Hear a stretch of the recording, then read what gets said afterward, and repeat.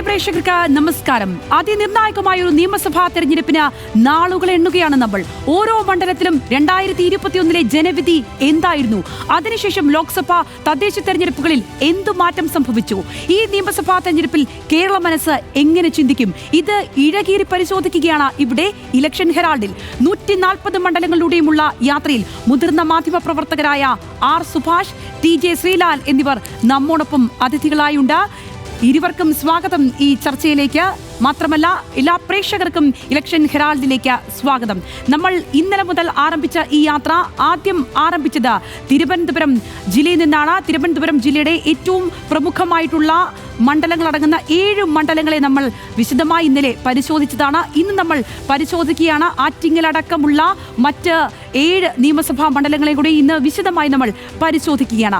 ആദ്യം നമ്മൾ പോകുന്നത് വർക്കലയിലേക്കാണ്. സംസ്ഥാനം ഏറ്റവും ആകാംക്ഷയോടെ ഉറ്റുനോക്കുന്ന തിരുവനന്തപുരം ജില്ലയിലെ ആറ്റിങ്ങലടക്കമുള്ള 7 അസംബ്ലി മണ്ഡലങ്ങളാണ് ഇന്ന് ഇലക്ഷൻ ഹെറാൾഡ് പരിശോധിക്കുന്നത്. അതിൽ വർക്കലയിൽ നിന്ന് തുടങ്ങാം. ഇന്ന് ആദ്യം വർക്കല അസംബ്ലി മണ്ഡലത്തെ പറ്റി പരിശോധിക്കുമ്പോൾ 1957 രൂപീകൃതമായ മണ്ഡലമാണ് വർക്കല. ശിവഗിരി മഠം സ്ഥിതി ചെയ്യുന്നത് ഈ മണ്ഡലത്തിലാണ്. ഈഴവ ഭൂരിപക്ഷമുള്ള പ്രദേശം. മുസ്ലിം വോട്ടുകളും നിർണായകമാണ് ഇവിടെ. തെക്കൻ കേരളത്തിലെ ഇടതുപക്ഷത്തിന്റെ ശക്തമായ കോട്ടകളിൽ ഒന്നാണ് വർക്കല. കേവലം 3 തവണ മാത്രമാണ് കോൺഗ്രസിന് ഇവിടെ ജയിക്കാനായത്. 1957-ലും 60-ലും ദ്വയാംഗ മണ്ഡലമായിരുന്നു. ഇതിൽ 1990-ൽ 2 പ്രതിനിധികളിൽ ഒരാൾ കോൺഗ്രസ് ആയിരുന്നു. അതും കൂടി ഉൾപ്പെടുത്തുകയാണെങ്കിൽ കോൺഗ്രസിന് 4 MLA-മാർ മാത്രമാണ് വർക്കലയിൽ ഉണ്ടായിട്ടുള്ളത്. ഇനി 2021 വോട്ട് നിരയിലേക്ക് വരുമ്പോൾ സ്ക്രീനിൽ നിന്ന് നമുക്ക് വ്യക്തമാണ്. വി ജോയാണ് മണ്ഡലത്തെ പ്രതിനിധീകരിക്കുന്നത്. 68,816 വോട്ടുകൾ അദ്ദേഹം നേടി. അതായത് 51.2% വോട്ടാണ് വി ജോയ് അവിടെ നേടിയത്. BRM ഷഫീർ ആയിരുന്നു അവിടെ 2ാം സ്ഥാനത്ത്. 50,995 വോട്ടുകൾ നേടിയിരുന്നു. മൂന്നാമതായി BDJSന്റെ സ്ഥാനാർത്ഥിയായിരുന്ന അജി എസ് 11,214 വോട്ടുകൾ നേടി. അതായത് 8.3% വോട്ടുകളാണ് നേടിയത്. വി ജോയ്ക്ക് അവിടെ ലഭിച്ചിരുന്ന ഭൂരിപക്ഷം 17,821 വോട്ടുകളുടേതായിരുന്നു. അതിനുശേഷം ഇനി അസംബ്ലി തെരഞ്ഞെടുപ്പിന് ശേഷം നടന്ന ലോക്സഭ തെരഞ്ഞെടുപ്പിലേക്ക് വരുമ്പോൾ ഓരോ മുന്നണികൾക്കും ലഭിച്ച വോട്ടുകൾ എത്രയാണെന്ന് നമുക്ക് നോക്കാം. MLA ആയിരുന്ന വി ജോയിയാണ് ഇടതുമുന്നണി സ്ഥാനാർത്ഥിയായി നിർത്തിയത്. വി ജോയ്ക്ക് 45,930 വോട്ടുകൾ ലഭിച്ചു.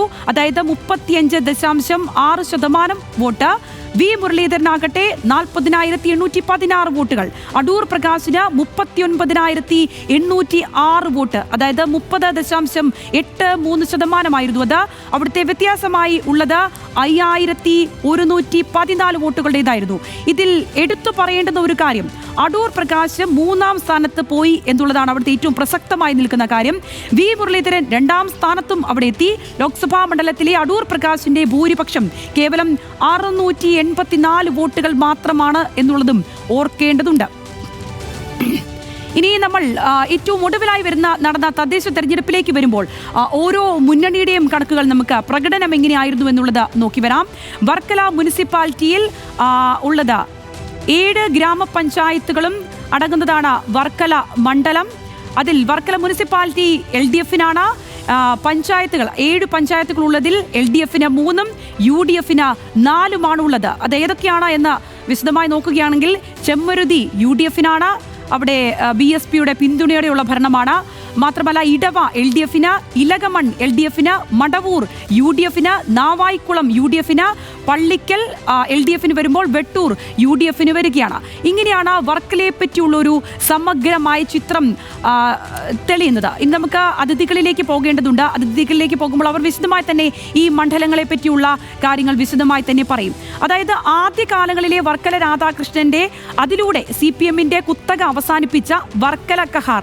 അതിനുശേഷം പിന്നീട് 2001 മുതലുള്ള കഹാറിന്റെ വിജയം, അത് 2016 മുതൽ അവസാനിപ്പിച്ച മണ്ഡലം തിരിച്ചുപിടിച്ച വി ജോയ്. ഇങ്ങനൊരു പശ്ചാത്തലം ഉള്ളൊരു സാഹചര്യത്തിൽ ശ്രീ സുഭാഷ്, അങ്ങനെ കുത്തകകളൊക്കെ അവസാനിപ്പിക്കാൻ പറ്റുന്ന തരത്തിലുള്ള ഒരു മണ്ഡലം കൂടിയാണ് വർക്കല. അപ്പോൾ ഈ തെരഞ്ഞെടുപ്പിൽ CPMന്റെ പ്രതീക്ഷകൾ അവിടെ എങ്ങനെയാണ്?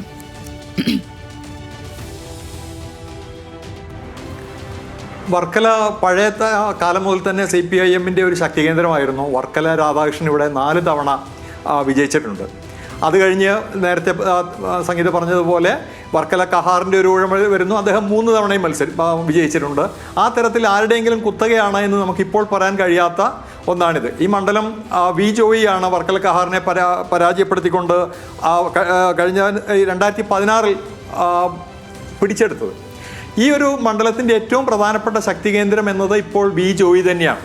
കാരണം കഴിഞ്ഞ പാർലമെൻറ്റ് ഇലക്ഷനിൽ ആരെ സ്ഥാനാർത്ഥിയാക്കണം എന്ന ചോദ്യം വന്നപ്പോൾ ഒറ്റ ഉത്തരമേ ഉണ്ടായിരുന്നുള്ളൂ LDF-ന്, അത് വി ജോയി ആയിരുന്നു.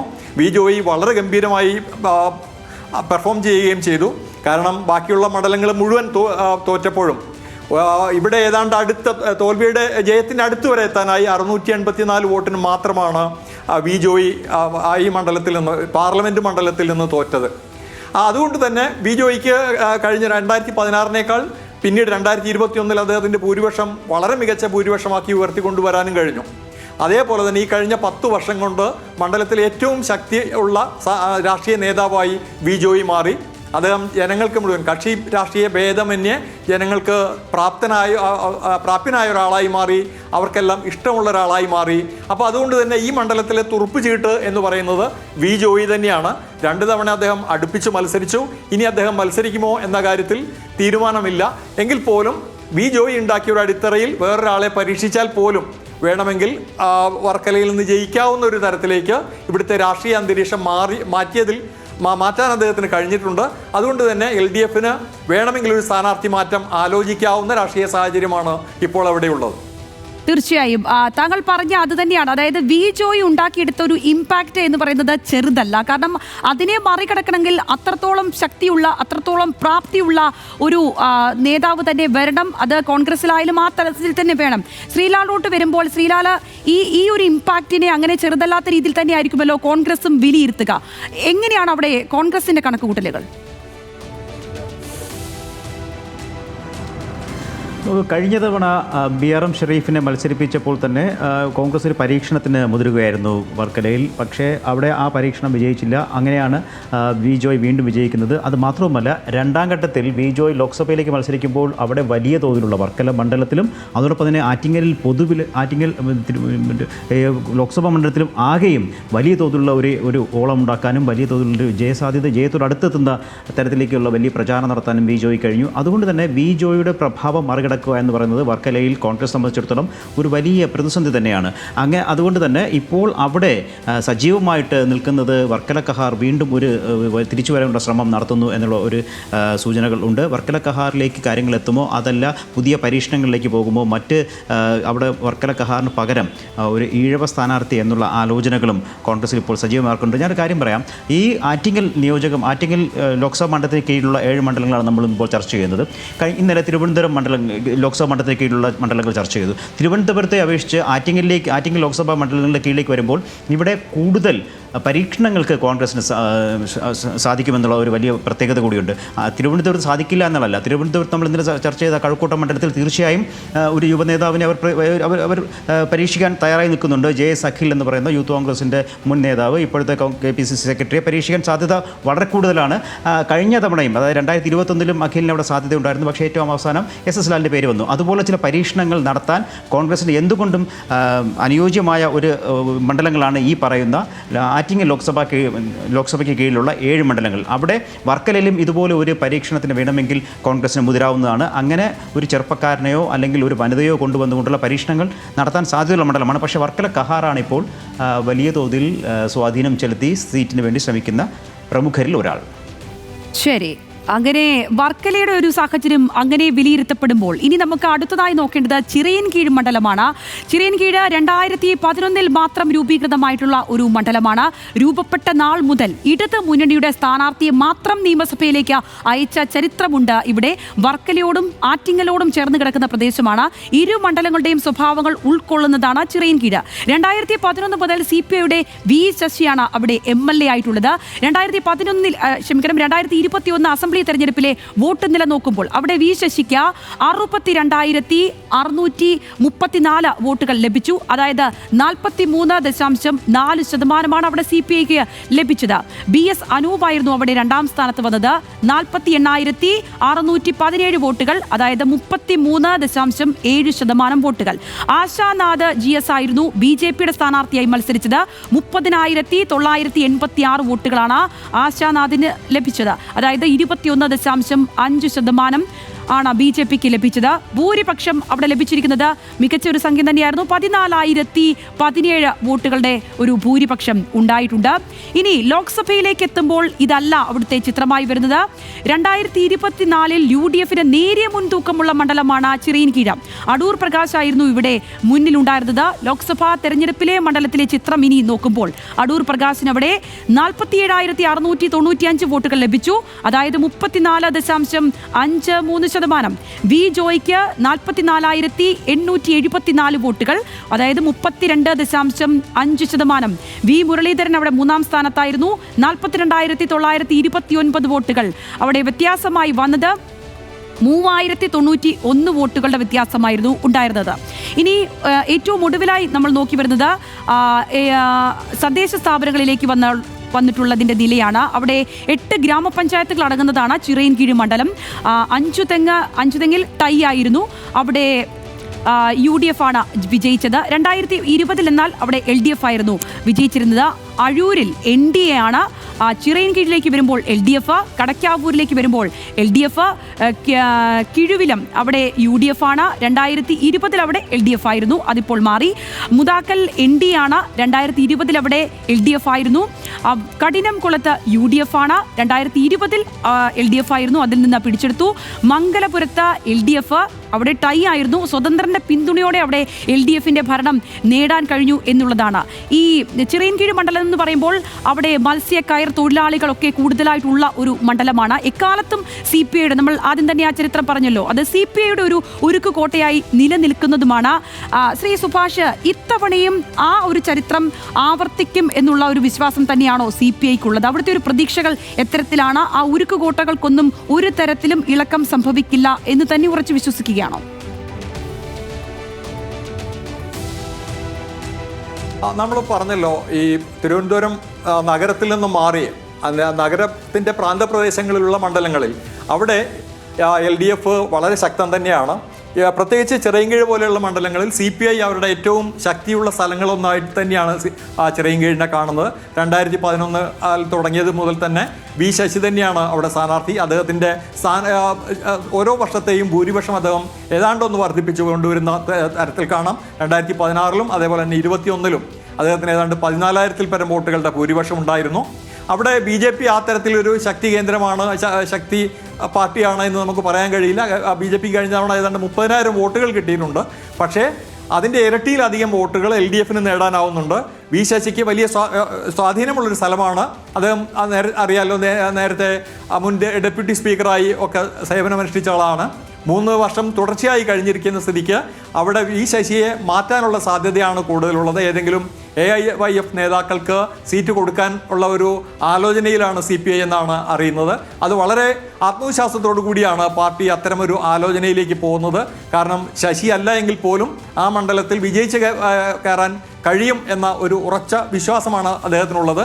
ഈ നേരത്തെ പറഞ്ഞല്ലോ, 2,800 വോട്ടുകളുടെയാണ് കഴിഞ്ഞ ലോക്സഭാ തെരഞ്ഞെടുപ്പിൽ UDFന് വലിയ സുനാമി പോലെയുള്ള വിജയമുണ്ടായ സമയത്തും 2,800 വോട്ടുകളുടെ മാത്രം ഭൂരിപക്ഷമാണ് ചിറയിൻകീഴിൽ നിന്ന് UDFന് പിടിക്കാൻ പറ്റിയത്. അതൊരു ലോക്സഭാ തെരഞ്ഞെടുപ്പിൻ്റെ മാത്രം പ്രത്യേകതയായി കണ്ടുകൊണ്ട് തന്നെ വലിയ ആത്മവിശ്വാസത്തോടു കൂടിയാണ് CPI അവിടെ ഇത്തവണയും മത്സരത്തിനിറങ്ങുക.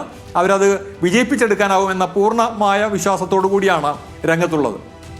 ശരി, ശ്രീലാൽ, ഈ അടൂർ പ്രകാശിന്റെ അവിടുത്തെ ഒരു, നമ്മൾ ഈ ഡേറ്റ പരിശോധിച്ചപ്പോൾ തന്നെ കണ്ടതാണ്, ചെറിയ രീതിയിലുള്ളൊരു മുൻതൂക്കം മാത്രമാണ് അവിടെ ലോക്സഭയിൽ ഉണ്ടാക്കാൻ കഴിഞ്ഞത്.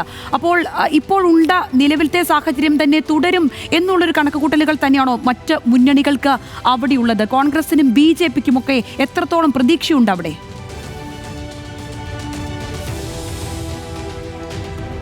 നോക്കൂ സംഗീത, ഞാൻ നേരത്തെ പറഞ്ഞ പരീക്ഷണം സാധ്യതയുള്ള ഒരു മണ്ഡലം ആണ് ഈ യു ഡി എഫിനെ സംബന്ധിച്ചിടത്തോളം ഈ മണ്ഡലം. അതായത് ചിറയൻകീഴിൽ വലിയൊരു ഒരു പുതിയ ഒരു മുഖത്തെ രംഗത്തിറക്കിയാൽ പോലും, അതായത് ഈ പ്രദേശത്ത് പുതിയതായി മത്സരിക്കാനാകുന്ന ഒരു മുഖത്തെ രംഗത്തിറക്കിയാൽ പോലും അതിശയിക്കരുത് എന്നുള്ളതാണ് ചില കോൺഗ്രസ് നേതാക്കൾ നൽകുന്ന സൂചന. അതിൽ ഒന്ന്, രമ്യ ഹരിദാസിനെ ഒരു പക്ഷേ ചിറയൻകീഴിൽ കൊണ്ടുവന്ന് മത്സരിപ്പിക്കാനുള്ള ആലോചന പോലും കോൺഗ്രസിനുള്ളിൽ ഉണ്ട് എന്നുള്ളതാണ്. അതിന് കാരണം ആയിട്ട് പറയുന്നത്, രമ്യ ഒരു വനിത ഈ മണ്ഡലത്തിൽ, ഈ ജില്ലയിൽ ഒരു വനിതയെ കൊണ്ടുവരണം. ഒപ്പം തന്നെ രമ്യ ഇവിടെ എത്തിക്കഴിഞ്ഞാൽ ഈ പറയുന്ന ശശി മാറുകയാണ് എങ്കിൽ, പുതിയ സ്ഥാനാർത്ഥി വരികയാണ് എങ്കിൽ, LDFിൻ്റെ പുതിയ സ്ഥാനാർത്ഥിയാണ് എങ്കിൽ രമ്യയ്ക്ക് വലിയ തോതിലുള്ള ഒരു മുന്നേറ്റം ഉണ്ടാക്കാൻ സാധിക്കുമെന്നുള്ള ഒരു വലിയ കൂടിയ ഒരു ആലോചന കോൺഗ്രസിൽ നടക്കുന്നുണ്ട്.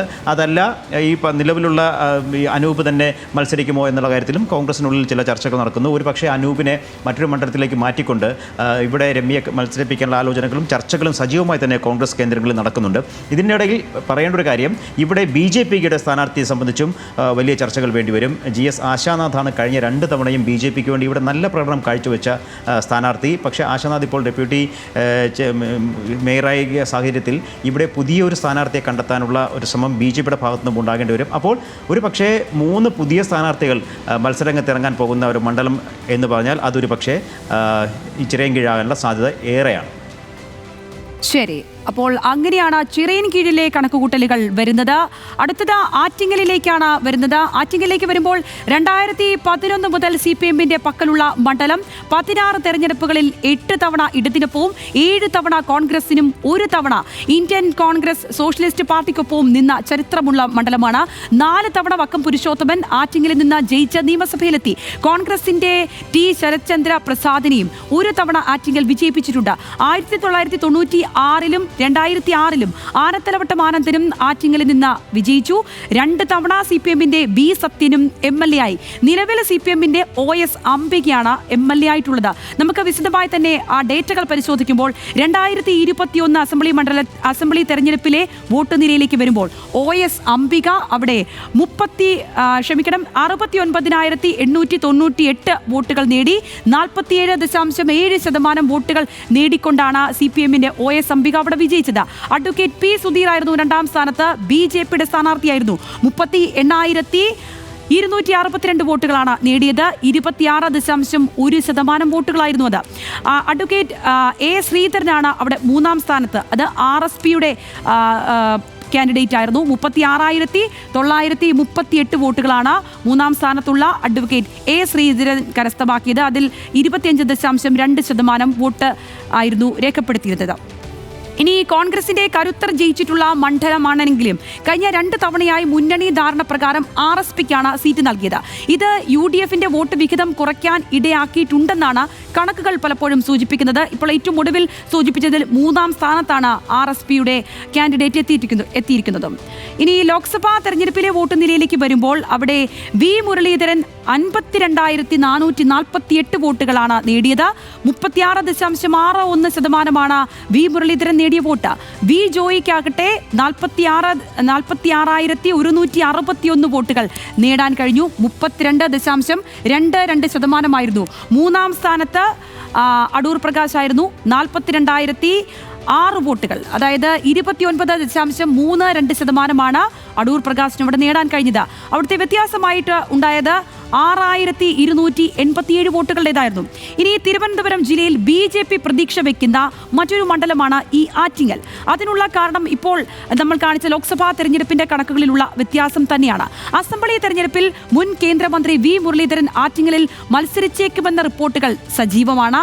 കഴക്കൂട്ടം മണ്ഡലമാണ് പക്ഷേ V മുരളീധരൻ ആവശ്യപ്പെട്ടിട്ടുള്ളത്. ഇനി മണ്ഡലത്തിലെ തദ്ദേശ സ്ഥാപനങ്ങളിലെ രാഷ്ട്രീയ നില കൂടി പരിശോധിക്കുമ്പോൾ ആറ്റിങ്ങൽ നഗരസഭ LDFനൊപ്പമാണ്. പഞ്ചായത്തുകളിലും LDFന് വലിയ മുന്നേറ്റമാണ് ഉള്ളത്. അതിൽ ഏതൊക്കെയാണെന്ന് പരിശോധിക്കുകയാണെങ്കിൽ കരവാരം, കിളിമാനൂർ, നഗരൂർ, പഴയകുന്നുമ്മേൽ, പുളിമാത്ത, വക്കം, ചെറിയന്നൂർ, മണമ്പൂർ ഒഴികെ ഒറ്റൂരും കൂടിയുണ്ട്. ഇവയെല്ലാം LDFന്റെ പക്കലാണ്. മണമ്പൂർ മാത്രമാണ് UDFന്റെ പക്കലുള്ള, അതായത് മണമ്പൂരാണ് ഏക പഞ്ചായത്ത് ഉള്ളത്. മണമ്പൂരിൽ ഏറ്റവും വലിയ മുന്നണി LDF ആയിരുന്നെങ്കിലും സ്വതന്ത്രയുടെ പിന്തുണയോടെയാണ് UDF ഭരണം പിടിച്ചെടുത്തിട്ടുള്ളത്. ഈ വി മുരളീധരൻ ഏറ്റവും അധികം പിന്തുണച്ച മണ്ഡലങ്ങളിൽ ഒന്ന് ആറ്റിങ്ങലാണ്. അതിപ്പോൾ നമുക്ക് ഈ ആറ്റിങ്ങൽ ലോക്സഭാ മണ്ഡലത്തെ പരിശോധിക്കുമ്പോൾ തന്നെ അത് നമുക്ക് വ്യക്തമായിട്ടുള്ള കാര്യമാണ്. നിയമസഭയിലാകട്ടെ ഈ ഒരു 4000-ൽ നിന്ന് ക്രമാനുഗതമായി ആ വോട്ട് ഷെയർ വർദ്ധിപ്പിച്ച് 38,000-ൽ പരം വോട്ടുകളിലേക്ക് BJPക്ക് കടന്നു കയറുന്ന ഒരു സാഹചര്യം കൂടി ഉണ്ടായിട്ടുണ്ട് അവിടെ. അതുകൊണ്ട് തന്നെ അതിനെ ഏത് നിലയ്ക്ക് നമുക്ക് പരിശോധിക്കാമെന്ന് സുഭാഷിനോട് ചോദിക്കാം. സുഭാഷ്, ഈ പറഞ്ഞ പോലെ തന്നെ രണ്ട് പ്രധാനപ്പെട്ട ഫാക്ടറുകളാണ് ഉള്ളത്. ഒന്ന്, BJP വോട്ട് ഷെയർ വർദ്ധിപ്പിച്ചു വരുന്നൊരു സാഹചര്യം അവിടെയുണ്ട്. പക്ഷേ തദ്ദേശ തെരഞ്ഞെടുപ്പിലടക്കം മികച്ച മുന്നേറ്റം അവിടെ LDFന് കാഴ്ചവെക്കാനുമായിട്ടുണ്ട്. എങ്ങനെയാണ് ഈ ഒരു സാഹചര്യത്തെ താങ്കൾ വിലയിരുത്തുന്നത്?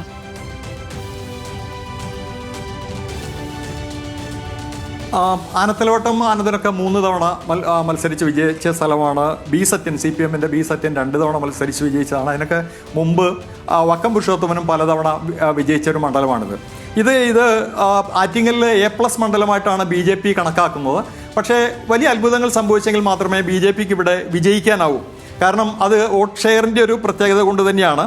കഴിഞ്ഞ തവണ 2ാം സ്ഥാനത്ത് BJP വന്നിട്ടുണ്ട് എങ്കിൽ പോലും ഏതാണ്ട് 31,063 വോട്ടാണ് BJPക്ക് ലഭിച്ചത്. പക്ഷേ OS അംബികയ്ക്ക് ലഭിച്ചത് 70,000-ൽ പരം വോട്ടുകളാണ്. അതായത് 2ാം സ്ഥാനത്ത് വന്ന പാർട്ടിയുടെ ഇരട്ടി വോട്ടുകൾ 1ാം സ്ഥാനത്ത് വരുന്ന പാർട്ടിക്ക് കിട്ടുന്നു എന്നുള്ളതാണ് ഇവിടുത്തെ ഏറ്റവും പ്രധാനപ്പെട്ട ഒരു കാര്യം.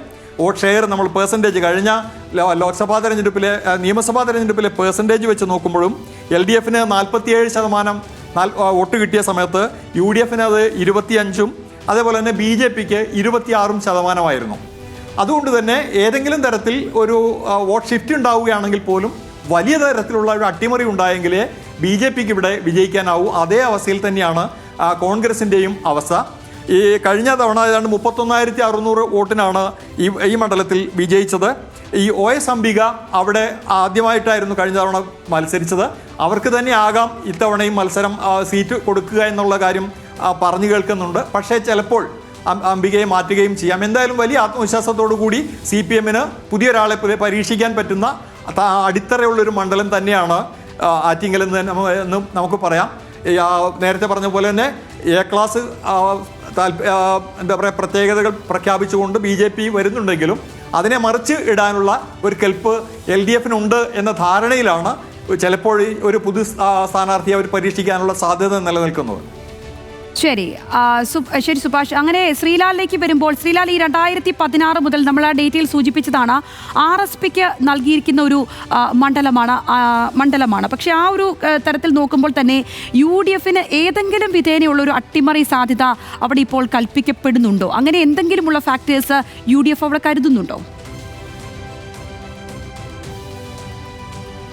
നമുക്ക് RSP മത്സരിക്കുകയാണെങ്കിൽ ഇത്തവണയും വലിയ തോതിലുള്ള മാറ്റങ്ങളൊന്നും ഉണ്ടാകാനുള്ള സാധ്യതകൾ കാണുന്നില്ല. കാരണം RSPക്ക് അവിടെ അത്ര വലിയ സ്വാധീനമുള്ളൊരു മണ്ഡലമല്ല. കോൺഗ്രസിൻ്റെ വോട്ട് വെച്ചാണ് RSP ഈ പറയുന്ന തലത്തിലേക്ക് എത്തുന്നത് തന്നെ. അതുകൊണ്ട് തന്നെ ഇത്തവണ ഒരു ആലോചന ഉള്ളത് RSP ഈ മണ്ഡലം മാറാൻ ആഗ്രഹിക്കുന്നു എന്നുള്ളതാണ്. RSP ഈ മണ്ഡലം കോൺഗ്രസിന് മടക്കി കൊടുത്തുകൊണ്ട് വാമനപുരം ചോദിക്കാൻ ഒരു ആലോചന RSPയിലുണ്ട്. അത്തരത്തിലൊരു പ്രപ്പോസൽ ഇതിനോടകം തന്നെ UDFൻ്റെ മുന്നിൽ വന്നിട്ടുണ്ട് എന്നാണ് അറിയാൻ കഴിയുന്നത്. അങ്ങനെ വച്ചു മാറുകയാണെങ്കിൽ നല്ല പോരാട്ടം നടക്കാൻ സാധ്യതയുള്ള ഒരു മണ്ഡലം തന്നെയാണ് ആറ്റിങ്ങൽ. അവിടെ കോൺഗ്രസും BJPയും CPM നേരിട്ട് ഏറ്റുമുട്ടുന്ന ഒരു ഘട്ടത്തിലേക്ക് പോകും. നേരത്തെ സുഭാഷ് സൂചിപ്പിച്ചതുപോലെ BJPയുടെ A+ മണ്ഡലങ്ങളിൽ ഒന്നാണ്. പക്ഷേ അവിടെ ഈ പറയുന്ന വി മുരളീധരൻ ആ മണ്ഡലത്തിൽ മത്സരിക്കാൻ എത്തുമെന്നുള്ള സൂചനകൾ വളരെ കുറവാണ്. ആ മണ്ഡലത്തിൽ മത്സരിപ്പിക്കേണ്ട ആലോചനകളുണ്ട് എങ്കിലും അദ്ദേഹത്തിന് ആ മണ്ഡലത്തിലോട് താല്പര്യമില്ല എന്നുള്ള സൂചനകളാണ് നമ്മൾക്ക് ഏറ്റവും ഒടുവിൽ ലഭിക്കുന്നത്. അങ്ങനെയെങ്കിൽ അവിടെ പുതിയൊരു BJP സ്ഥാനാർത്ഥി വരാൻ സാധ്യതയുണ്ട്. ആ സ്ഥാനാർത്ഥി ആര്, അതോടൊപ്പം തന്നെ കോൺഗ്രസിൻ്റെ സ്ഥാനാർത്ഥി ആര് വരും എന്നുള്ള ചർച്ചകൾ ആണ് ഇപ്പോൾ ഏറ്റവും സജീവം. അങ്ങനെ വന്നു കഴിഞ്ഞാൽ നല്ല മത്സര സാധ്യതയുള്ള മണ്ഡലമായി മാറും ആറ്റിങ്ങൽ. അവിടെ കോൺഗ്രസും, ഞാൻ പറഞ്ഞതുപോലെ കോൺഗ്രസും BJPയും CPMും നേരിട്ട് ഏറ്റുമുട്ടുന്ന തലത്തിലേക്ക് കാര്യങ്ങളെത്തും. എന്തായാലും കഴിഞ്ഞ തവണ OS അംബിക അവിടെ മത്സരിക്കുമ്പോൾ പുതുമുഖമായിരുന്നു. പക്ഷേ OS അംബിക ഇന്ന് ആ മണ്ഡലത്തിൽ വളരെ പരിചിതയായ ഒരു MLA ആണ്. അതുകൊണ്ട് ആ MLA മറികടക്കാനുള്ള MLA മറികടന്ന് അവിടെ ആ മണ്ഡലം പിടിക്കാനുള്ള ശ്രമത്തിൻ്റെ ഭാഗമായിട്ടുള്ള പോരാട്ടമാകും അവിടെ നടക്കാൻ പോകുന്നത്. എന്തായാലും ഒരു കാര്യം വ്യക്തമാണ്. കഴിഞ്ഞ ഈ പറയുന്ന തദ്ദേശ തിരഞ്ഞെടുപ്പിൽ കേരളത്തിലെ പല പ്രദേശങ്ങളും ഒന്നാകെ ഒലിച്ചു പോവുകയോ അല്ലെങ്കിൽ CPM നിന്ന് പിടിച്ചെടുക്കുകയൊക്കെ ചെയ്ത കണക്കുകൾ കാണുമ്പോൾ ഈ മണ്ഡലം അവിടെ നഗരസഭയും അതോടൊപ്പം തന്നെ ഗ്രാമപഞ്ചായത്തുകളും മുഴുവൻ LDFിനൊപ്പം നിന്ന മണ്ഡലമാണ് എന്നുകൂടി ഓർക്കേണ്ടതുണ്ട്. അതുകൊണ്ട് തന്നെ ഇവിടുത്തെ സ്ഥാനാർത്ഥി നിർണയം വളരെ നിർണായകമാകും, പ്രത്യേകിച്ച് BJPക്കും കോൺഗ്രസിനും.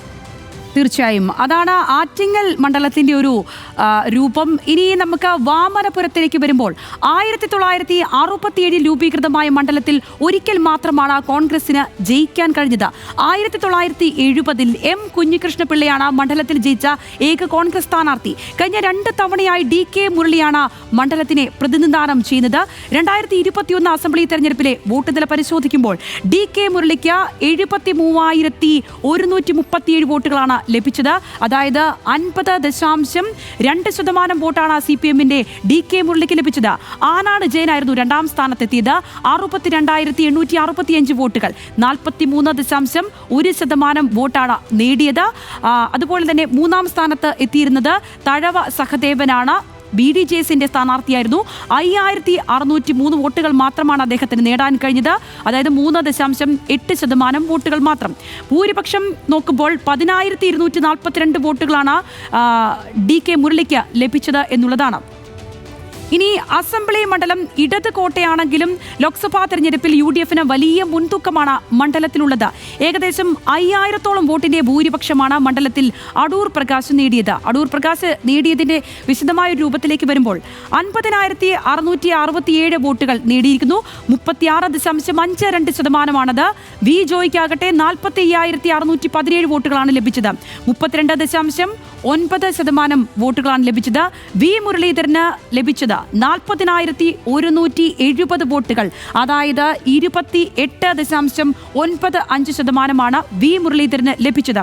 വ്യത്യാസമായിട്ട് വന്നത് 5,050 വോട്ടുകളുടേതാണ്.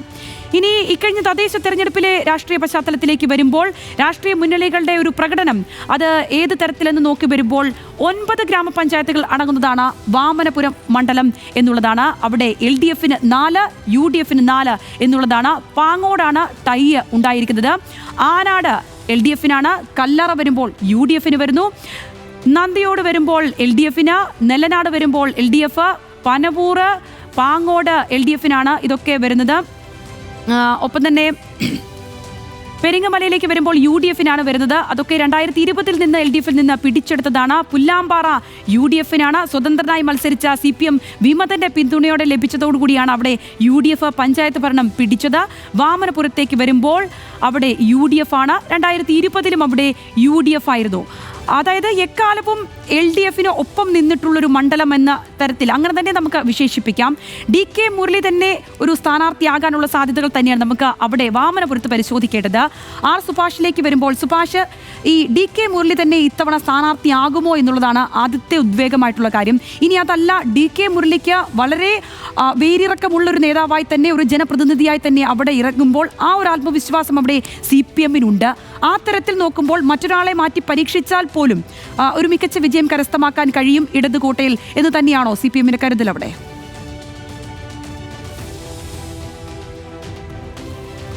നമ്മൾ ആറ്റിങ്ങൽ ലോക്സഭാ മണ്ഡലത്തിലെ നിയമസഭാ മണ്ഡലങ്ങളെക്കുറിച്ച് പറയുമ്പോഴും തിരുവനന്തപുരം ജില്ലയിലെ മൊത്തത്തിലെ നിയമസഭാ മണ്ഡലങ്ങളെക്കുറിച്ച് പറയുമ്പോഴും നേരത്തെ പറഞ്ഞതുപോലെ 14 പേരിൽ 13 പേരും LDFിൻ്റെ ആളുകളാണ്. അവിടെയുള്ള ഏറ്റവും പ്രധാനപ്പെട്ട ഒരു കാര്യം ഈ MLA മാർക്കെതിരെ ജനങ്ങൾക്കിടയിൽ രോഷമില്ല എന്നുള്ളതാണ്. ആൻറ്റി ഇൻകംബൻസി ഫാക്ടർ MLA മാർക്കെതിരെ ഇല്ല. ഇനി സംസ്ഥാന സർക്കാരിനോടുള്ള ഭരണവിരുദ്ധ വികാരം എന്തെങ്കിലും ഉണ്ടെങ്കിൽ അതുമാത്രമേ ചെലവാകൂ എന്ന അവസ്ഥയിലേക്ക് പ്രവർത്തനങ്ങൾ മെച്ചപ്പെടുത്താൻ ഈ ജില്ലയിലെ മിക്ക MLA മാർക്കും കഴിഞ്ഞിട്ടുണ്ട്. DK മുരളി അതിനകത്തെ അത്തരമൊരു പ്രധാനപ്പെട്ട നേതാവ് തന്നെയാണ്. കോലിയങ്കോട് കൃഷ്ണൻ നായരും അതേപോലെ തന്നെ പിരപ്പങ്കോട് മുരളിയും ഒക്കെ പലതവണ 5ഉം 3ഉം തവണയൊക്കെ വിജയിച്ച LDFന് വളരെ ശക്തമായ അടിത്തറയുള്ള ഒരു മണ്ഡലമാണിത്. അവിടെ വേറൊന്നുള്ളത്, ഇവിടെ LDFും UDFും തമ്മിൽ നേരിട്ടാണ് ഫൈറ്റ്. BDJSനാണ് ഈ സീറ്റ് BJP കൊടുത്തിരിക്കുന്നത്. അവർക്ക് ശക്തിയില്ലാത്തതുകൊണ്ട് തന്നെ BDJSന്റെ കാര്യം നമുക്ക് വളരെ കൃത്യമായിട്ടറിയാം. അവർ BDJS BJPക്കാർ വോട്ട് ചെയ്യുന്നില്ല എന്നുള്ള പരാതി വ്യാപകമായിട്ടുണ്ട്. അതുകൊണ്ട് തന്നെ BDJS മത്സരിക്കുന്ന മണ്ഡലങ്ങളിൽ കാര്യമായ പ്രവർത്തനങ്ങൾ നടത്താത്ത ഒരു അവസ്ഥയിലേക്ക് NDA പലതവണയായിട്ട് മാറിക്കഴിഞ്ഞിട്ടുണ്ട്. അതുകൊണ്ട് തന്നെ വളരെ ശക്തിയുള്ള ഒന്നായി ഉള്ളൊരു ബേസ് ഇവിടെയുണ്ട്. അതേപോലെ തന്നെയാണ് UDFനും ബേസുള്ള ഒരു മണ്ഡലം തന്നെയാണ്. പക്ഷേ മേൽക്കൈ LDFന് തന്നെയാണ്. DK മുരളിക്ക് മാറ്റേണ്ട ഒരു കാര്യവുമില്ല. ജനങ്ങൾക്ക് വളരെ ഇഷ്ടപ്പെട്ട, ജനങ്ങൾക്ക് വളരെ പ്രിയങ്കരനായ ഒരു നേതാവാണ് അദ്ദേഹം. അദ്ദേഹത്തിന് വലിയ തോതിലുള്ളൊരു അനുയായി വൃന്ദം ഉള്ളൊരു പ്രദേശമാണിത്. ഇനി ടേം വൈസ് എന്ത് CPM തീരുമാനിക്കും എന്ന കാര്യം നമുക്കറിയില്ല. അല്ലെങ്കിൽ തീർച്ചയായും DK മുരളി തന്നെയായിരിക്കും ഇവിടെ സ്ഥാനാർത്ഥി. അങ്ങനെയാണെങ്കിൽ CPMനെ ഒട്ടും ഭയക്കേണ്ടാത്ത ഒരു മണ്ഡലമായിരിക്കും ഇത്. ഇനി ഈ ടേം വ്യവസ്ഥ മാറ്റി പുതിയ ആളുകളെ പരീക്ഷിക്കണമെങ്കിൽ അതിനും വളരെ സജ്ജമായ ഒരു മണ്ഡലമാണിത്. തീർച്ചയായും ശ്രീലാൽ, ഇപ്പോൾ സുഭാഷ് സൂചിപ്പിച്ച പോലെ തന്നെ ഈ DK മുരളിയുടെ ഒരു വ്യക്തിപ്രഭാവം അവിടെ അതൊരു വലിയ ഒരു ഇമ്പാക്റ്റ് ആയിട്ട് അവിടെ നിൽക്കുകയാണ്. അത് കേവലം ഒരു ഭരണവിരുദ്ധ വികാരം മാത്രം പറഞ്ഞുയർത്തിയാൽ മാത്രം അതിനെയൊന്നും മറികടക്കാൻ സാധിക്കുന്ന ഒരു രീതിയല്ല ആ മണ്ഡലത്തിൽ ഉള്ളത്. അങ്ങനെ ഒരു സാഹചര്യത്തിൽ അവിടെ UDFന് മികച്ചൊരു മത്സരം തന്നെ കാഴ്ചവെക്കണമെങ്കിൽ അതിനെ, ആ വ്യക്തിപ്രഭാവത്തിനെ കവച്ചു വെക്കുന്ന രീതിയിലുള്ള അത്രത്തോളം ഉള്ളൊരു സ്ഥാനാർത്ഥി നിർണ്ണയമൊക്കെ നടത്തിയാലല്ലേ പറ്റുള്ളൂ. ഏത് വിധേനയായിരിക്കാം UDFന്റെ ഒരു കണക്കുകൂട്ടൽ അവിടുത്തേത്?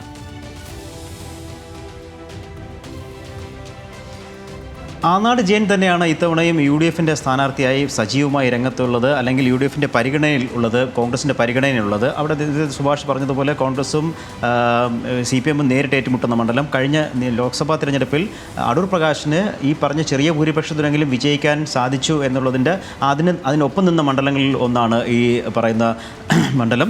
പക്ഷേ ഇതൊക്കെയാണ് എങ്കിലും ഇപ്പോൾ ഒരു ചർച്ച, നേരത്തെ ഞാൻ പറഞ്ഞതുപോലെ ഒരു ചർച്ച വന്നു നിൽക്കുന്നത് ഈ പറയുന്ന ആറ്റിങ്ങലിലും വാമനപുരവും മാറണം എന്നുള്ള ആഗ്രഹം RSP മുന്നോട്ട് വച്ചിട്ടുണ്ട്. അങ്ങനെയെങ്കിൽ ആ തീരുമാനം കൂടി കഴിഞ്ഞ ശേഷമാകും കോൺഗ്രസിൻ്റെ സ്ഥാനാർത്ഥി ആര് എന്നുള്ള ഒരു തലത്തിലേക്ക് ചർച്ച വരികയുള്ളൂ. പക്ഷേ കോൺഗ്രസ് ഈ മണ്ഡലം വിട്ടുകൊടുക്കുന്നതിനോട് മണ്ഡലത്തിലെ കോൺഗ്രസിൻ്റെ നേതാക്കൾക്കും അവിടുത്തെ പ്രവർത്തകർക്കും വലിയ തോതിലുള്ള പരാതിയുണ്ട്. അത് പാടില്ല എന്നുള്ള ഒരു വലിയ നിലപാടാണ്, ആവശ്യമാണ് അവർ മുന്നോട്ട് വയ്ക്കുന്നത്. എന്തായാലും ആദ്യം ഇക്കാര്യത്തിൽ തീരുമാനമുണ്ടായാൽ മാത്രമേ, ഈ വച്ചു മാറേണ്ട സാഹചര്യം ഉണ്ടോ, വച്ചു മാറുമോ എന്ന കാര്യത്തിൽ തീരുമാനമുണ്ടായാൽ മാത്രമേ വാമനപുരത്ത് കോൺഗ്രസിൻ്റെ സ്ഥാനാർത്ഥി ആര് എന്ന കാര്യത്തിൽ അന്തിമ തീരുമാനമുണ്ടാകും. എന്നാൽ നിലവിൽ ആനാട് ജയൻ തന്നെയാണ് ഇവിടെ വീണ്ടും മത്സരിക്കാനുള്ള ഒരു ശ്രമം നടത്തുന്നതും ആലോചനയുള്ളതും. ആനാട് ജയൻ്റെ പേര് സജീവമായി തന്നെ ഈ കോൺഗ്രസിൻ്റെ പരിഗണനയിലുണ്ട് താനും. പക്ഷേ ഒരു കാര്യം ഉറപ്പാണ്, DK മുരളിയെ മാറ്റി നിർത്തിക്കൊണ്ട് CPMന് അവിടെ സ്ഥാനാർത്ഥിയെ നിർണ്ണയിക്കുക എളുപ്പമാകില്ല എന്നുള്ളത് വ്യക്തമാണ്. അത്രയ്ക്ക് ജനകീയനും ജനങ്ങൾക്കിടയിൽ സ്വാധീനമുള്ള ഒരു MLA തന്നെയാണ് DK മുരളി. വളരെ സൗമ്യനും അതോടൊപ്പം തന്നെ ഏറെ ആ പ്രദേശത്തെ ജനങ്ങൾ മൊത്തത്തിൽ അംഗീകരിക്കുന്ന ഒരു നേതാവാണ്. അതുകൊണ്ട് DK മുരളി ഈ 2 ടേം എന്നുള്ള ആലോചന CPM മാറ്റുന്നുവെങ്കിൽ അതിൽ കാരണമാകുന്ന ഒരു നേതാവ്, ഒരു MLA ഈ DK മുരളി കൂടിയാണ്. തീർച്ചയായും, അതായത് DK മുരളിയും ആനാട് ജയനും തന്നെ ആവർത്തിക്കുകയാണെങ്കിൽ വീണ്ടും 2021 അതേ കളം തന്നെ ഉണ്ടാകും. പക്ഷേ അവിടെ എന്തൊക്കെ ചർച്ചാ വിഷയങ്ങളാകും, അതേത് രീതിയിൽ ആ മത്സരരംഗം മാറുമെന്നുള്ളത് അവിടെ നമുക്ക് കണ്ടു തന്നെ അറിയേണ്ടതുണ്ട്. മാത്രമല്ല, ഇനി RSPക്കാണ് വെച്ച് മാറുന്നതെങ്കിൽ അതും മറ്റൊരു രീതിയിലുള്ള ഒരു മത്സരരംഗത്തേക്ക് വാമനപുരം കടക്കുമെന്നുള്ളതാണ്. ഇനി നമ്മൾ നെടുമങ്ങാടേക്ക് പോകുമ്പോൾ 1957 രൂപീകൃതമായ മണ്ഡലമാണ് തിരുവനന്തപുരം ജില്ലയിലെ ഇടത് മുന്നണിയുടെ ശക്തമായ കോട്ടകളിലൊന്ന്. 3 തവണ പാലോട് രവി ജയിച്ചതൊഴിച്ചാൽ മണ്ഡലം എന്നും ഇടതിനൊപ്പമായിരുന്നു നെടുമങ്ങാട്. അവിടെ GR അനിലാണ് അവിടെ MLA ആയിരിക്കുന്നത്. 72742 വോട്ടുകൾ നേടിയാണ് അദ്ദേഹം വിജയിച്ചത്. 47.8% GR അനിലിന് അവിടെ നേടാൻ കഴിഞ്ഞത്. അവിടെ PS പ്രശാന്ത് ആയിരുന്നു 2ാം സ്ഥാനത്ത്, അതായത് UDFന്റെ സ്ഥാനാർത്ഥി PS പ്രശാന്ത് ആയിരുന്നു. 49,433 വോട്ടുകൾ നേടിയിരുന്നു അദ്ദേഹം. 32.5% വോട്ടായിരുന്നു PS പ്രശാന്തിന് നേടാൻ കഴിഞ്ഞത്. JR പത്മകുമാർ ആയിരുന്നു 3ാം സ്ഥാനത്തുണ്ടായിരുന്നത്. 26,861 വോട്ടുകൾ അദ്ദേഹം നേടി. 17.7% വോട്ടായിരുന്നു. അവിടെ ലഭിച്ച ഭൂരിപക്ഷം GR അനിലിന് 23,309 വോട്ടുകൾ, അതായത് വളരെ മികച്ച ഒരു ഭൂരിപക്ഷം തന്നെയാണ് GR അനിലിന് അവിടെ നേടാൻ കഴിഞ്ഞത്. GR അനിലിന് എതിരായി മത്സരിച്ച PS പ്രശാന്ത് ഇപ്പോൾ CPMലാണ്. നമുക്കറിയാം, ദേവസ്വം ബോർഡ് മുൻ പ്രസിഡന്റാണ്. പാലോട് രവി 6 തവണ നെടുമങ്ങാട് നിന്ന് മത്സരിച്ചപ്പോഴാണ് അവിടെ 3 തവണ വിജയിച്ചത്. ഇനി ലോക്സഭയിലേക്ക് വരുമ്പോൾ UDFന് നേരിയ മുൻതൂക്കം മാത്രമാണ് അവിടെ മണ്ഡലത്തിൽ ഉണ്ടായിട്ടുള്ളത്. അടൂർ പ്രകാശിന് 50,437 വോട്ടുകൾ, അതായത് 34% വോട്ടാണ് അടൂർ പ്രകാശിന് അവിടെ നേടാൻ കഴിഞ്ഞത്. വി ജോയിലേക്ക് വരുമ്പോൾ 50,042 വോട്ടുകൾ, 53.74% എന്നുള്ളതാണ്. വി മുരളീധരൻ അവിടെ 3-ാം സ്ഥാനത്തായിരുന്നു. 45,180 വോട്ടുകൾ നേടി, അതായത് 30.46%. വ്യത്യാസമായിട്ട് വന്നത് കേവലം 395 വോട്ടുകളുടെ മാത്രമേ വ്യത്യാസം അവിടെ ഉണ്ടായിട്ടുള്ളൂ. അടുത്തതായി തദ്ദേശ സ്ഥാപനങ്ങളുടെ രാഷ്ട്രീയ ചിത്രം കൂടി നോക്കുമ്പോൾ നെടുമങ്ങാട് മുനിസിപ്പാലിറ്റിയും 5 ഗ്രാമപഞ്ചായത്തുകളും അടങ്ങുന്നതാണ് നെടുമങ്ങാട് മണ്ഡലം. അവിടെ നെടുമങ്ങാട് മുനിസിപ്പാലിറ്റി LDF-നൊപ്പമാണ്. മാത്രമല്ല UDF-ന് അവിടെ ഒരു സീറ്റ് മാത്രമാണ്, അല്ലെങ്കിൽ ഒരു പഞ്ചായത്ത് മാത്രമാണ് അവിടെ ഉള്ളത്.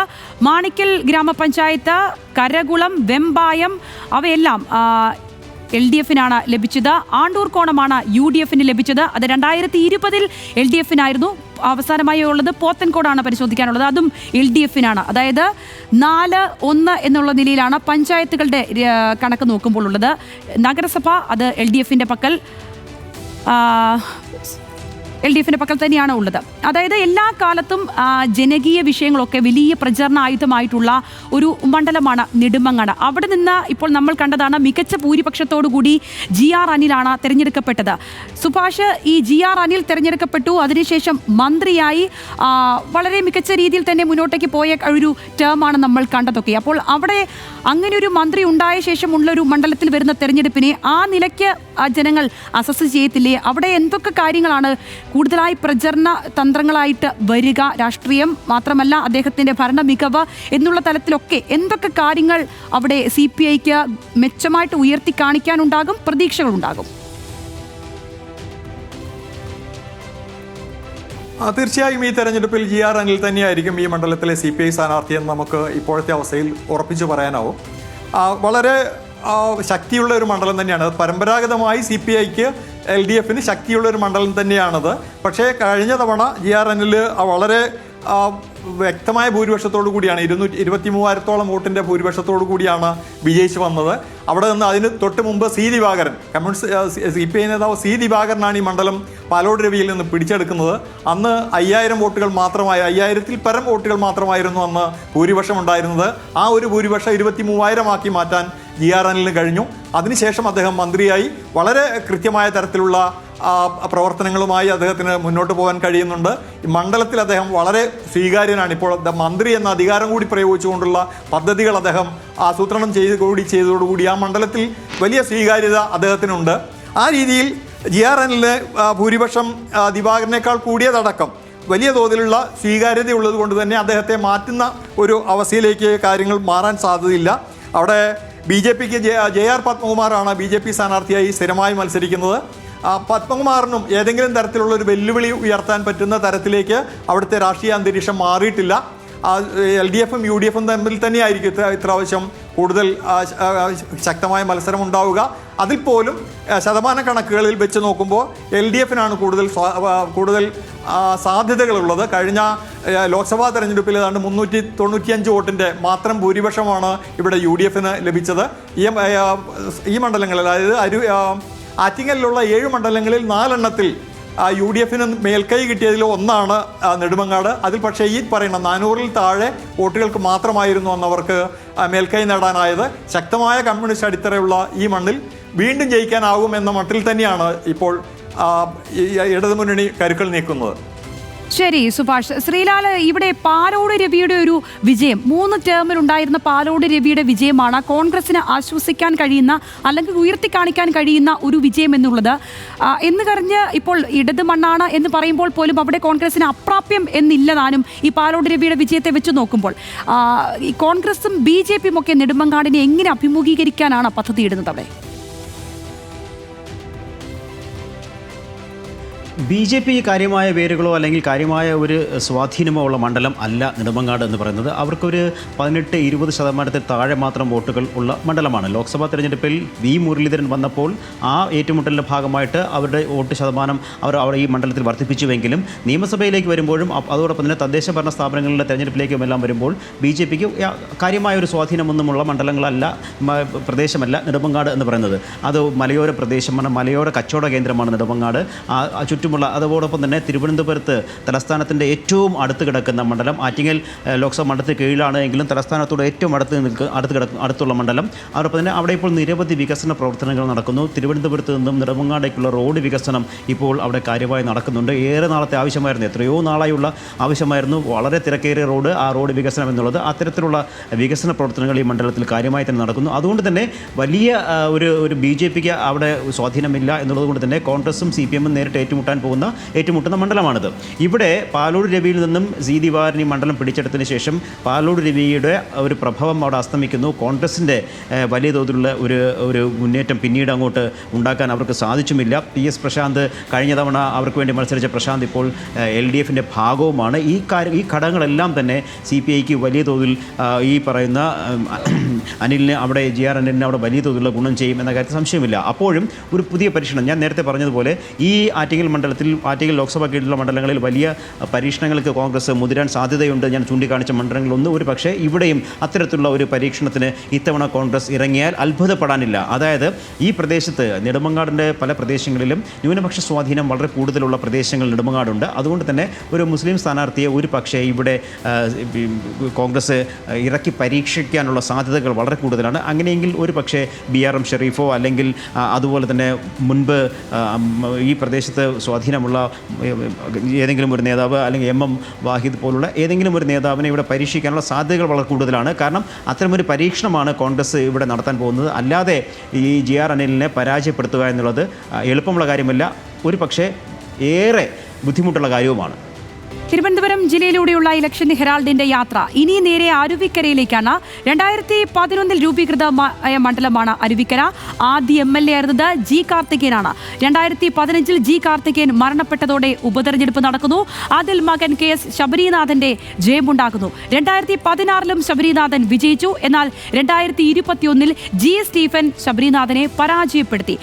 അതിന്റെ കൂടുതലായ വിശദാംശങ്ങളിലേക്ക് വരുമ്പോൾ അവിടെ അഡ്വക്കേറ്റ് G സ്റ്റീഫന് ലഭിച്ചത് 66,776 വോട്ടുകളാണ്. CPMന് ലഭിച്ചത് 46.1% വോട്ട്. KS ശബരിനാഥൻ അവിടെ രണ്ടാം സ്ഥാനത്തായിരുന്നു. 61,730 വോട്ടുകളാണ് ലഭിച്ചത്, അതായത് 42.6%. C ശിവൻകുട്ടിയാണ് BJP പ്രതിനിധീകരിച്ച സ്ഥാനാർത്ഥിയായത്. 15,379 വോട്ടുകളാണ് C ശിവൻകുട്ടിക്ക് കിട്ടിയത്, അതായത് 10.6% മാത്രം. ഭൂരിപക്ഷമായിട്ട് അവിടെ കിട്ടിയത് 5,046 വോട്ടുകളാണ് അവിടെ ഭൂരിപക്ഷമായി വന്നത്.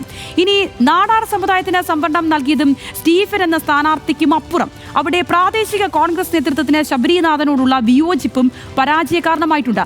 ഇത്തവണ ആരായിരിക്കും കോൺഗ്രസ് സ്ഥാനാർത്ഥി എന്നതാണ് പ്രധാനമായിട്ടുള്ള ചോദ്യമായിട്ട് വരുന്നത്. K ശബരിനാഥൻ നിലവിൽ കവടിയാറിൽ നിന്നുള്ള കോർപ്പറേഷൻ കൗൺസിലറാണെന്ന് നമുക്കറിയാം. ഇനി ലോക്സഭാ തെരഞ്ഞെടുപ്പിലേക്ക് വരുമ്പോൾ അവിടെ അടൂർ പ്രകാശിന് ലഭിച്ചത് 49,607 വോട്ടുകളാണ്, അതായത് 36.01%. രണ്ടാം സ്ഥാനം V ജോയിക്കാണ്. 47,375 വോട്ടുകളാണ് V ജോയിക്ക് ലഭിച്ചത്. 34.39% അത്. ഇനി മൂന്നാം സ്ഥാനം ലഭിച്ചത് V മുരളീധരനാണ്. 38,333 വോട്ടുകളാണ് ലഭിച്ചത്, അതായത് 27.83% അവിടെ ലഭിച്ച വോട്ടുകൾ. വ്യത്യാസമായി വന്നത് 2,232 വോട്ടുകളുടേതാണ്. കോൺഗ്രസിന് ശക്തമായ സാന്നിധ്യമുണ്ടെങ്കിലും ലോക്സഭാ തെരഞ്ഞെടുപ്പിൽ ആ മുൻതൂക്കം കോൺഗ്രസിന് ലഭിച്ചില്ല. കേവലം 2,000-ലേറെ വോട്ടുകളുടെ ലീഡ് മാത്രമാണ് അവിടെ അടൂർ പ്രകാശിന് ലഭിച്ചത് എന്നുള്ളത് ഈ കണക്കുകളിൽ നിന്ന് വ്യക്തമാണ്. ഇനി ഇക്കഴിഞ്ഞ തദ്ദേശ സ്ഥാപനങ്ങളിലെ കണക്ക് കൂടി നോക്കുമ്പോൾ 8 ഗ്രാമപഞ്ചായത്തുകൾ അടങ്ങുന്നതാണ് അരുവിക്കര മണ്ഡലം. അവിടെ അരുവിക്കര LDFിനൊപ്പമാണ്. നമുക്കറിയാം മൊത്തമുള്ള കണക്ക് നോക്കുമ്പോൾ LDFന് 4, UDFന് 4 എന്നുള്ളതാണ് കണക്ക്. അരുവിക്കര LDFിനൊപ്പമാണ്, ആര്യനാട് UDFിനൊപ്പമാണ്, ഒപ്പം വീതൂര LDFന്, ഉഴമലക്കൽ LDFന്, വെള്ളനാട് LDFിനൊപ്പം നിൽക്കുന്നു. അത് 2020 UDFിനൊപ്പമായിരുന്നു. കുറ്റിച്ചൽ UDFിനൊപ്പമാണ്, അത് 2020 LDFിനൊപ്പമായിരുന്നു. പൂവച്ചൽ വരുമ്പോൾ അത് UDFിനാണ് വരുന്നത്. അതായത് ഇനി സുഭാഷിലേക്ക് വരുമ്പോൾ, സുഭാഷ്, ഈ MLA-മാരുടെ കാര്യം നമ്മൾ പലപ്പോഴായി പറഞ്ഞല്ലോ. അതായത് VK പ്രശാന്ത്, DK മുരളി, അങ്ങനെ പലവിധ MLA-മാർ CPM-ന് ഒരു അസറ്റായിട്ട് തിരുവനന്തപുരത്ത് അവിടെയുണ്ട്. അതിൻ്റെ ഗണത്തിലേക്ക് തന്നെ ഉൾപ്പെടുത്താൻ പറ്റുന്ന ഒരു MLA കൂടിയാണല്ലോ സ്റ്റീഫൻ എന്നുള്ളത്. സ്റ്റീഫൻ്റെ ഒരു വ്യക്തിപ്രഭാവം ഉണ്ടാക്കിയിരിക്കുന്ന ഒരു ഇഫക്റ്റ് അത് അരുവിക്കര മണ്ഡലത്തിൽ നമുക്ക് നിഷേധിക്കാനാവാത്തൊരു കാര്യമായി നിൽക്കുകയാണ്. മാത്രമല്ല ശബരിനാഥൻ ഇത്തവണ അവിടെ മത്സരരംഗത്തേക്ക് ഇറങ്ങില്ല. അപ്പോൾ പിന്നെ ആരായിരിക്കും ശബരിനാഥന് പകരം എത്തുക എന്നുള്ളതും ഈ മത്സരരംഗത്തെ മാറ്റിമറിക്കുമല്ലോ. അപ്പോൾ CPM-ന്റെ പ്രതീക്ഷകൾ എങ്ങനെയാണ്? ഈ ശബരിനാഥനെ തിരുവനന്തപുരം സെൻട്രൽ അടക്കം പരിഗണിക്കുന്നുണ്ട് എന്നതടക്കമുള്ള വിവരങ്ങളാണ് വരുന്നത്. അപ്പോൾ ശബരിനാഥൻ ഇറങ്ങാത്ത സാഹചര്യത്തിലും CPM-ന്റെ പ്രതീക്ഷകൾ ജി സ്റ്റീഫന്റെ വ്യക്തിപ്രഭാവത്തിലും. തീർച്ചയായും നേരത്തെ പറഞ്ഞതുപോലെ അതായത് MLA-മാരുടെ മികവിൽ വിജയിച്ചു പോകാവുന്ന മണ്ഡലങ്ങളിൽ ഒന്നായിട്ട് അരുവിക്കരയെ മാറ്റിയെടുക്കുന്നതിൽ ജി സ്റ്റീഫൻ വലിയ പങ്ക് വഹിച്ചിട്ടുണ്ട്. ജനപ്രിയ നേതാക്കന്മാരായ MLA-മാരുടെ എണ്ണത്തിൽ നമ്പറുകളിൽ ഏറ്റവും അറ്റത്ത് നിൽക്കുന്ന ആളുകളുടെ ഒരാളാണ് സ്റ്റീഫൻ. ഇത് തീർച്ചയായിട്ടും ഒരു UDF മണ്ഡലമാണ്. UDF-ന് വലിയ തോതിലുള്ള ശക്തമായ അടിത്തറയുള്ള മണ്ഡലമാണ്. 2011 മുതൽ ഉള്ള തെരഞ്ഞെടുപ്പുകളിൽ അത് വ്യക്തമാണ്. ജി കാർത്തികേയൻ 10,000-ൽ പരം വോട്ടുകൾക്ക് ജയിച്ചതാണ്. അത് കഴിഞ്ഞ് വലിയ വാശിയേറിയ തെരഞ്ഞെടുപ്പ് നടന്നു. വിജയകുമാറിനെ LDF രംഗത്തിറക്കി. രാജഗോപാൽ വന്ന് ഏതാണ്ട് 34,000-ഓളം വോട്ട് പിടിച്ചിട്ടും അന്നും 10,000-ൽ പരം വോട്ടുകൾക്ക് ശബരിനാഥൻ വിജയിച്ച മണ്ഡലമാണ്. തുടർന്ന് നടന്ന തെരഞ്ഞെടുപ്പിലും ശബരിനാഥൻ വിജയിച്ചു. അദ്ദേഹത്തിൻ്റെ ഭൂരിപക്ഷം 21,000-ൽ പരം വോട്ടുകളാക്കി മാറ്റി. പിന്നീടാണ് 2021-ൽ ജി സ്റ്റീഫൻ വരുന്നതും രാഷ്ട്രീയ രംഗത്ത് അവിടെയുള്ള രാഷ്ട്രീയമായ മാറ്റങ്ങൾ അത് അതിനകത്ത് നേരത്തെ പറഞ്ഞതുപോലെ ശബരിനാഥനോടുള്ള കോൺഗ്രസിൽ ഒരു വിഭാഗത്തിനുണ്ടായിരുന്ന വ്യക്തിപരമായ അനിഷ്ടമടക്കമുള്ള കാര്യങ്ങൾ അതിൽ ആ വിജയത്തിന് കാരണമായി എന്ന് നമുക്ക് പറയാം. UDF-ന് ശക്തമായ അടിത്തറയുള്ള ഒരു സ്ഥലത്ത് നിന്ന് ജി സ്റ്റീഫൻ അന്ന് വിജയിച്ചതിൻ്റെ ഒരു കാരണം ഇത്തരം അനിഷ്ടങ്ങൾ കൂടിയാകാം. ഏതാണ്ട് 5,000-ൽ പരം വോട്ടുകൾക്കാണ് ജി സ്റ്റീഫൻ അന്ന് വിജയിച്ചത്. പക്ഷേ ഒരു MLA എന്ന നിലയിൽ ഉള്ള അദ്ദേഹത്തിൻ്റെ കഴിഞ്ഞ 5 വർഷത്തെ പ്രവർത്തനങ്ങൾ വളരെ വളരെ ഉയർന്നതായിരുന്നു. അതുകൊണ്ട് തന്നെ ജി സ്റ്റീഫൻ ഇപ്രാവശ്യം തീർച്ചയായിട്ടും മത്സരിക്കുമെന്ന കാര്യം ഉറപ്പാണ്. UDF-ന് നന്നായി കഷ്ടപ്പെട്ടാൽ മാത്രമേ തീർച്ചയായും UDF-ൻ്റെ ഒരു മണ്ഡലം തന്നെയാണ്. അവർക്ക് വലിയ അടിത്തറയുള്ള മണ്ഡലമാണ്. ഈ നമ്മുടെ ലോക്സഭാ മണ്ഡലത്തിൽ 2,000-ൽ പരം വോട്ടുകളുടെ ഭൂരിപക്ഷം പോലും കിട്ടിയതാണെങ്കിൽ പോലും നന്നായി ഉയർത്താൽ മാത്രമേ ജി സ്റ്റീഫനെ പോലെയുള്ളൊരു സ്ഥാനാർത്ഥിയെ അവിടെ പരാജയപ്പെടുത്താൻ കഴിയൂ എന്നുള്ള ഒരു അവസ്ഥയാണ് ഇപ്പോൾ ഉള്ളത്. അതുകൊണ്ട് തന്നെ സ്റ്റീഫന് വേണ്ടി വളരെ ശക്തമായി രംഗത്തിറങ്ങാനായിരിക്കും ഇടതു മുന്നണിയുടെ തീരുമാനം. തീർച്ചയായും അങ്ങനെയുള്ള സാഹചര്യങ്ങൾ ഇരിക്കുമ്പോൾ ശ്രീലാൽ, ഈ ശബരിനാഥന് പകരം ആരെയായിരിക്കും കോൺഗ്രസ് മത്സര രംഗത്ത് ഇറക്കുക എന്നുള്ള ഒരു ചോദ്യമാണല്ലോ ഇങ്ങനെ ഉദ്വേഗഭരിതമായി നിൽക്കുന്നത്. ആരെയായിരിക്കും ഇറക്കുക? മാത്രമല്ല കോൺഗ്രസിന് ഇപ്പോഴും പലവിധ അനുകൂല ഘടകങ്ങൾ ഇപ്പോഴും ആ മണ്ഡലത്തിൽ നിലനിൽക്കുന്നുണ്ട്. പക്ഷേ ഈ വ്യക്തിപ്രഭാവത്തെയൊക്കെ മറികടന്നുകൊണ്ട് വേണം ഒരു സ്ഥാനാർത്ഥിത്വത്തിലേക്ക് എത്തുമ്പോൾ അത് ഒരു നിർണായക ഘടകമായി മാറുകയും ചെയ്യുമല്ലോ. എങ്ങനെയായിരിക്കും കോൺഗ്രസിൻ്റെ അവിടുത്തെ ഒരു നീക്കം?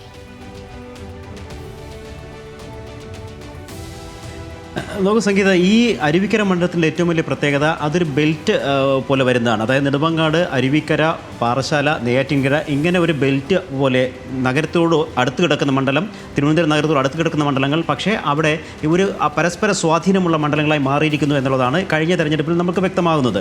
അതായത് നെടുമങ്ങാട് LDF-ന് പോയപ്പോൾ അരുവിക്കരയും അതോടൊപ്പം തന്നെ കാട്ടാക്കടയും ആറ്റിങ്ങലും എല്ലാം പാറശാലയും നെയ്യാറ്റിൻകരയും എല്ലാം LDF ഒരു ബെൽറ്റ് പോലെ ജയിച്ച് കയറിയ മണ്ഡലങ്ങളാണിത്. ആ മണ്ഡലത്തിലേക്കാണ് ഇപ്പോൾ കോൺഗ്രസ് പുതിയൊരു ആലോചന വരുന്നത്. അവിടെ എന്തായാലും കോൺഗ്രസിനെ സംബന്ധിച്ചിടത്തോളം അത് ഒരു ഓപ്പൺ മണ്ഡലമാണ് എന്നുള്ളതാണ് സ്ഥാനാർത്ഥി നിർണയത്തിൻ്റെ കാര്യത്തിൽ പറയാനുള്ളത്. കാരണം ശബരിനാഥൻ ഇനി എന്തായാലും അരുവിക്കരയിലേക്ക് ഇല്ല എന്ന് വ്യക്തമായി കഴിഞ്ഞു. അദ്ദേഹം പ്രാദേശികമായി നേരിട്ട വലിയ പ്രതിസന്ധികൾ അവിടെ നിൽക്കുന്നു. അതുകൊണ്ട് തന്നെ തിരിച്ചുപോക്കില്ല എന്നുള്ള രീതിയിലേക്ക് ശബരിനാഥൻ തിരുവനന്തപുരത്തേക്ക് ചേക്കേറി കഴിഞ്ഞിരിക്കുന്നു. അദ്ദേഹം കവടിയാറിൽ നിന്നും ജയിച്ചതുകൊണ്ട് മാത്രമല്ല തിരുവനന്തപുരത്തെ മണ്ഡലം കൂടി അദ്ദേഹം നോക്കുന്നുണ്ട് എന്നുള്ള വാർത്തകൾ നമുക്ക് മുന്നിൽ നിൽക്കുന്നു. അപ്പോൾ തിരിച്ചുപോക്കില്ല എന്നുള്ളത് കൊണ്ട് തന്നെ 2 തവണ ജയിച്ചു എന്ന് മാത്രമല്ല ജി കാർത്തികേയൻ്റെ മണ്ഡലം ആയിരുന്നു എന്നുള്ളത് കൂടി കൊണ്ട് ശബരിനാഥൻ അവിടെ വലിയ ഒരു സ്റ്റേ ഉണ്ടായിരുന്നു. ആ സ്റ്റേക്ക് ശബരിനാഥൻ ഒഴിവാക്കിയത് കൊണ്ട് തന്നെ അത് ഓപ്പൺ മണ്ഡലമായിരുന്നു ഞാൻ പറഞ്ഞത്. ആ ഓപ്പൺ മണ്ഡലത്തിലേക്ക് കണ്ണുനട്ടിരിക്കുന്ന ഒട്ടനേകം നേതാക്കളുണ്ട് കോൺഗ്രസിൽ എന്ന കാര്യത്തിലും സംശയമില്ലാത്ത കാര്യമാണ്. അത് ഇതിനോടകം തന്നെ പല പേരുകളും പുറത്തു വരുന്നുമുണ്ട്. അതിലേറ്റവും പ്രധാനപ്പെട്ട പേരുകളിലേക്ക് പോകുമ്പോൾ പാലോട് രവി വീണ്ടും ഒരിക്കൽ കൂടി ഒരു അവസരം തേടാൻ അവസരം ലഭിച്ചു കഴിഞ്ഞാൽ അരുവിക്കരയിലേക്ക് പോയി ഒന്ന് മത്സരിക്കണം എന്ന് ആഗ്രഹിക്കുകയും അത് പരസ്യമായി നേതാക്കൾ നേതാക്കളുടെ മുന്നിൽ വയ്ക്കുകയും ചെയ്ത ഒരു നേതാവാണ്. ഇതുകൂടാതെ MM ഹസൻ വീണ്ടും ഒന്നുകൂടി കളത്തിലിറങ്ങാൻ അദ്ദേഹം ആലോചിക്കുന്നുണ്ട്. അദ്ദേഹവും ഈ പറയുന്ന അരുവിക്കര നോട്ടമിട്ട് നടക്കുന്നുണ്ട്. പല ചെറുപ്പക്കാരായ നേതാക്കളും അരുവിക്കരയ്ക്ക് ലക്ഷ്യമിട്ട് നടക്കുന്നുണ്ട്. എന്തായാലും അരുവിക്കരയിലേക്ക് എത്ര ലക്ഷ്യമിട്ട് നടന്നാലും ഈ എത്ര മുതിർന്ന നേതാവ് വന്നാലും നേരത്തെ ശ്രീ സുഭാഷ് സൂചിപ്പിച്ചതുപോലെ അവിടെ ജയിച്ചു കയറുക അത്ര എളുപ്പമുള്ളൊരു കാര്യമല്ല. അത്രയ്ക്ക് സ്വാധീനം ആ മണ്ഡലത്തിൽ സ്റ്റീഫൻ ഉണ്ടാക്കിയിട്ടുണ്ട് എന്നുള്ളതാണ് അതിൻ്റെ പ്രധാന ഘടകം. ആ സ്റ്റീഫൻ്റെ സ്വാധീനവും LDF ഇപ്പോൾ അവിടെ ഉണ്ടായിട്ടുള്ള CPM ഇപ്പോൾ അവിടെ ഉണ്ടായിട്ടുള്ള ഒരു പുതിയ ഒരു മുന്നേറ്റവും മറികടന്ന് വേണം അവിടെ കോൺഗ്രസിന് ജയിച്ചു കയറാൻ. അത്തരത്തിലുള്ള സ്ഥാനാർത്ഥിയെ കണ്ടെത്തുക ഏറെ ദുഷ്കരം തന്നെയാണ്. അവിടെയാണ് ഇപ്പോൾ ഈ തരത്തിൽ ഞാൻ പറഞ്ഞ മുതിർന്ന നേതാക്കൾ തന്നെ ഒരു പരീക്ഷണ ശ്രമവുമായി അവരുടെ ആഗ്രഹങ്ങൾ പ്രഖ്യാപിച്ച് രംഗത്തിറങ്ങിയിരിക്കുന്നത്. തീർച്ചയായും അങ്ങനെയാണ് അരുവിക്കരയുടെ ഒരു ചിത്രം തെളിയുന്നത്. ഇനി നമുക്ക് അടുത്ത മണ്ഡലത്തിലേക്ക് കിടക്കണം. അത് ഒടുവിലത്തേതാണ്, കാട്ടാക്കട. 2011 മണ്ഡല പുനർനിർണയത്തിലൂടെ രൂപപ്പെട്ട മണ്ഡലമാണ്. അതിനാൽ തന്നെ കൃത്യമായ രാഷ്ട്രീയ ചിത്രം പറയാനാകില്ല. ആദ്യ തെരഞ്ഞെടുപ്പിൽ ജയം കോൺഗ്രസിന്റെ ശക്തനായിരുന്നു. പിന്നീട് നടന്ന 2 തെരഞ്ഞെടുപ്പുകളിൽ വിജയിച്ചത് CPM-ന്റെ IB സതീഷാണ്. ഹിന്ദു ക്രിസ്ത്യൻ നാടാർ വിഭാഗത്തിന് നിർണായക സ്വാധീനമുള്ള മണ്ഡലങ്ങളിൽ ഒന്നാണ് കാട്ടാക്കട. നമുക്കിനി അത് വിശദമായി പരിശോധിക്കുമ്പോൾ IB സതീഷാണ് അവിടെ വിജയിച്ചിരിക്കുന്നത്. 66,293 വോട്ടുകൾ നേടിയാണ് IB സതീഷ് വിജയിച്ചത്. അതായത് 45.7% വോട്ടുകളാണ് CPM-ന് അവിടെ നേടാൻ കഴിഞ്ഞത്. മലയൻകീഴ് വേണുഗോപാലാണ് 43,062 വോട്ടുകൾ നേടി 2ാം സ്ഥാനത്തെത്തിയത്. 29.7% വോട്ടുകളായിരുന്നു അത്. P K കൃഷ്ണദാസ് മത്സരിച്ചപ്പോൾ ലഭിച്ചത് 34,542 വോട്ടുകളാണ്. 3ാം സ്ഥാനത്തെത്തിയത് 23.8% വോട്ടുകളോടുകൂടിയാണ്. ഇനി അവിടെ ഭൂരിപക്ഷമായിട്ട് ലഭിച്ചത് 23,231 വോട്ടുകളുടെ ഭൂരിപക്ഷമാണ് ലഭിച്ചത്. മികച്ച ഭൂരിപക്ഷം തന്നെയാണ് ലഭിച്ചിട്ടുള്ളത്. ഇനി ലോക്സഭാ തെരഞ്ഞെടുപ്പിൽ പക്ഷേ ഇടത് മുന്നണി 3ാമതാകുന്ന കാഴ്ചയാണ് കണ്ടത്. BJP ആണ് അവിടെ 1ാമത് എത്തിയതെന്നുള്ളത് ഏറ്റവും പ്രസക്തമായ കാര്യമാണ്. V മുരളീധരൻ ഏകദേശം 48,000-ഓളം വോട്ടുകളാണ് ഇവിടെ നേടിയത്. അത് വിശദമായി പരിശോധിക്കുമ്പോൾ V മുരളീധരൻ 47,834 വോട്ടുകൾ നേടി. 35.37% അത്. തൊട്ടു പിന്നാലെ അടൂർ പ്രകാശ് നേടിയതാകട്ടെ 43,055 വോട്ടുകൾ, അതായത് 31.84% അടൂർ പ്രകാശിന് നേടാൻ കഴിഞ്ഞത്. വി ജോയ് അവിടെ 3ാം സ്ഥാനത്തെത്തുമ്പോൾ 41,716 വോട്ടുകളാണ് നേടിയത്, അതായത് 30.85%. വ്യത്യാസമായിട്ട് വന്നത് 4,779 വോട്ടുകളുടേതാണ്. 4,000-ലേറെ വോട്ടിന് വി മുരളീധരൻ കാട്ടാക്കടയിൽ മുന്നിലായിരുന്നു. BJPക്ക് ശക്തമായ വേരോട്ടമുള്ള മണ്ഡലമായി ഇത് ഇങ്ങനെ മാറുന്നത് നമ്മൾ കാണുന്നുമുണ്ട്. എന്നാണെങ്കിലും ഇനി തദ്ദേശ സ്ഥാപനങ്ങളുടെ ചിത്രങ്ങളിലേക്ക് വരുമ്പോൾ 6 ഗ്രാമപഞ്ചായത്തുകൾ അടങ്ങുന്നതാണ് മണ്ഡലം. അതിൽ വ്യക്തമായിട്ട് നമുക്ക് മനസ്സിലാകും LDF-ന് 2, UDF-ന് 2, BJPക്ക് 2 എന്നിങ്ങനെയുള്ള കണക്കുകളാണ് വരുന്നത്. അതേതൊക്കെയെന്ന് പരിശോധിക്കുമ്പോൾ കാട്ടാക്കട LDF-നൊപ്പമാണ്, മലയിൻകീഴ് UDF-നൊപ്പമാണ്, മാറാനെല്ലൂർ വരുമ്പോൾ NDA-ക്കൊപ്പമാണ്, വിളപ്പിൽ NDA-ക്കൊപ്പം വരുന്നു. അത് 2020 LDF-നൊപ്പമായിരുന്നു. വിളവൂർക്കൽ വരുമ്പോൾ UDF ആണ്. സ്വതന്ത്രന്റെ പിന്തുണയോടുകൂടിയാണ് അവിടെ UDF ഭരണം പിടിച്ചത്. 2020 അവിടെ ടൈ ആയിരുന്നു. ഇനി പള്ളിച്ചലിലേക്ക് വരുമ്പോൾ അവിടെ LDF ആണ്. 2020 LDF-ന്റെ ഒപ്പം തന്നെയായിരുന്നു. അത് നിലനിർത്തി പോരുകയും ചെയ്തിരുന്നു. ഇതാണ് കാട്ടാക്കടയുടെ ഒരു സമഗ്രമായ ചിത്രത്തിലേക്ക് വരുമ്പോൾ നമ്മൾ ആദ്യം തന്നെ സൂചിപ്പിച്ചതാണ് ശക്തനിലൂടെയാണ് ആ മണ്ഡല പുനർനിർണയത്തിന് ശേഷം കാര്യങ്ങൾ വന്നത്. ഈ ശക്തനിലൂടെ UDF-ന് ആത്മവിശ്വാസം നൽകിയിരുന്നൊരു മണ്ഡലം തന്നെയായിരുന്നു മുൻപ് കാട്ടാക്കട എന്നുള്ളത്. പക്ഷേ പിന്നീട് അങ്ങോട്ട് ചിത്രം മാറി വരുന്നത് നമുക്കിത് പരിശോധിക്കുമ്പോൾ തന്നെ വ്യക്തമാണ്. പക്ഷേ IB സതീഷിലൂടെ അവിടെ അട്ടിമറി വിജയം നേടുകയും ചെയ്തു. അതായത് ശ്രീ സുഭാഷ്, അതായത് 2016 849 വോട്ടുകൾക്ക് ജയിച്ചെങ്കിൽ 2021 ആയപ്പോഴേക്കും അത് 23,231 വോട്ടുകൾ എന്നൊരു വലിയ മുന്നേറ്റത്തിലേക്ക് കാര്യങ്ങൾ ഉണ്ടാക്കി. അതായത് കാര്യങ്ങൾ മാറി. ഒരു ഇടത് അനുകൂല കോട്ടയായി കാട്ടാക്കട മാറുന്നു എന്നുള്ള സൂചനകൾ ആ രീതിയിലേക്ക് IB സതീഷിന് കാര്യങ്ങളെ കൊണ്ടുവരാൻ കഴിഞ്ഞു എന്നുള്ളൊരു നിഗമനത്തിലേക്കാണ്. ആ രീതിയിലാണോ CPM അവിടുത്തെ കാര്യങ്ങൾ നീക്കുന്നത്? തീർച്ചയായും 3 മുന്നണികൾക്കും തുല്യമെന്ന് പറയാൻ കഴിയില്ലെങ്കിലും 3 മുന്നണികൾക്കും സ്വാധീനമുള്ള ഒരു മണ്ഡലമാണ് ഈ കാട്ടാക്കട. അതിൽ LDF വളരെ ക്രമാനുഗതമായി അതിൻ്റെ വോട്ടിംഗ് ശതമാനം വർദ്ധിച്ചുകൊണ്ടിരിക്കുന്നു എന്നുള്ളതാണ് അതിൽ ഏറ്റവും പ്രധാനപ്പെട്ട ഒരു കാര്യം. അതേപോലെ തന്നെ BJPയും വർദ്ധിപ്പിച്ചുകൊണ്ടിരിക്കുന്നു. BJPയുടെ PK കൃഷ്ണദാസ് വർഷങ്ങളായി 3 തവണയായി ഇപ്പോൾ അവിടെ മത്സരിക്കുന്നുണ്ട്. അദ്ദേഹം തന്നെയായിരിക്കും 4ാം തവണയും എന്നത് വളരെ പ്രധാനമാണ്. കാരണം അദ്ദേഹം ഏതാണ്ട് വീടെടുത്ത് അവിടുത്തുകാരനായി അവിടുത്തെ ആ ഒരു മണ്ഡലം നേടിയെടുത്തേ അടങ്ങൂ എന്ന മട്ടിലാണ് പ്രവർത്തനങ്ങളുമായി മുന്നോട്ട് പോകുന്നത്. പക്ഷേ ഇവിടെ വോട്ടിംഗ് ശതമാനത്തിൻ്റെയും ഈ ഒരു ശതമാന കണക്കിൻ്റെയൊക്കെ അപ്പുറത്ത് IB സതീഷ് എന്ന് പറയുന്ന വ്യക്തി ഉണ്ടാക്കിയെടുത്തിട്ടുള്ള ഒരു മാറ്റം, അത് നേരത്തെ N ശക്തനെ പോലെയുള്ള ഒരാളെ 850-ൽ താഴെ വോട്ടിന് അദ്ദേഹത്തിനെതിരെ ഇത്രമാത്രം ചെറിയൊരു ലീഡിൽ വിജയിച്ച സതീഷ് പിന്നീട് വലിയ ഒരു ശതമാനത്തിലേക്ക് ആദ്യ ടൈമിൽ തന്നെ അദ്ദേഹത്തിന് കൊണ്ടുപോകാനായി എന്നുള്ളതാണ്. 23,000-ൽ പരം വോട്ടിന് അദ്ദേഹത്തിന് വിജയിക്കാനായി. ഇവിടെ ഒരു വോട്ടിംഗ് എണ്ണം എടുക്കുമ്പോൾ BJPക്ക് അതിൻ്റെ ഒരു ആഗ്രഹം വെച്ച് പുലർത്തുമ്പോൾ ഉള്ളത് BJPക്ക് കിട്ടിയ വോട്ടിൻ്റെ ഇരട്ടി വോട്ട് LDF സ്ഥാനാർത്ഥിക്ക് കിട്ടുന്നുണ്ട് എന്നുള്ളതാണ്. അവർ BJP വിജയിക്കുന്ന തരത്തിൽ അവർ A+ മണ്ഡലമായിട്ടാണ് കാണുന്നത്. ലോക്സഭാ തെരഞ്ഞെടുപ്പിൻ്റെ കണക്കൊക്കെ വെച്ചിട്ട് അവർ 40,000-ന് മുകളിൽ കിട്ടുന്ന ഒരു മണ്ഡലമായി അവർ വിജയിക്കും എന്നുള്ളൊരു പ്രതീക്ഷയിലാണ് നിൽക്കുന്നതെങ്കിൽ പോലും ഈ വോട്ടുകളുടെ എണ്ണം വളരെ വലുതാണ്. നമ്മൾ നേരത്തെ പറഞ്ഞ ജനപ്രിയ MLA-മാരുടെ മികവിൽ CPM-ന് ഒരു മുൻതൂക്കം കിട്ടുന്ന തരത്തിലേക്ക് മണ്ഡലത്തെ കൊണ്ടുപോകാൻ IB സതീഷിന് കഴിഞ്ഞിട്ടുണ്ട്. അദ്ദേഹം തന്നെയായിരിക്കും തീർച്ചയായും ഇവിടെ മത്സരിക്കുക. കാരണം 2 ടൈം അദ്ദേഹം കഴിഞ്ഞിട്ടുണ്ട്. എങ്കിലും സതീഷിന് അത് കൂടുതൽ ഒരു തവണ കൂടി നൽകാനുള്ള സാധ്യതയാണ് മുമ്പിലുള്ളത്. തീർച്ചയായും ഞാൻ അതിവേഗം ശ്രീലാലിലേക്കും കൂടി പോവുകയാണ്. ശ്രീലാല, ഈ ഉൾപാർട്ടി പ്രശ്നങ്ങളാണ് കോൺഗ്രസിലെ തോൽവിക്ക് കാരണമായതെന്ന് പലപ്പോഴും അവിടെ പറഞ്ഞു കേട്ടിട്ടുള്ളൊരു കാര്യമാണ്. അത് N ശക്തൻ പലപ്പോഴായിട്ട് കാര്യങ്ങളെ പറഞ്ഞിട്ടുമുണ്ട്. ഈ ഉൾപാർട്ടി കലഹങ്ങളെയൊക്കെ പരിഹരിച്ചൊരു മികച്ച സ്ഥാനാർത്ഥിത്വത്തിലേക്കൊക്കെ കാര്യങ്ങൾ പോവുകയാണെങ്കിൽ പോലും PK കൃഷ്ണദാസ് ക്രമാനുഗതമായി ഉയർത്തിക്കൊണ്ടുവന്ന ഒരു വോട്ട് ഷെയർ ഉണ്ട്. വീണ്ടും സ്ഥാനാർത്ഥിത്വത്തിലേക്ക് PK കൃഷ്ണദാസ് ഒക്കെ വരുമ്പോൾ, അതായത് അക്ഷരാർത്ഥത്തിൽ ഒരു ത്രികോണ മത്സരത്തിലേക്ക് കാര്യങ്ങൾ മാറുമ്പോൾ അത് കോൺഗ്രസിന് എത്രത്തോളം സമ്മർദ്ദം ഉണ്ടാക്കും? എങ്ങനെ അതിജീവിക്കും അതിനെ കാട്ടാക്കടയിൽ?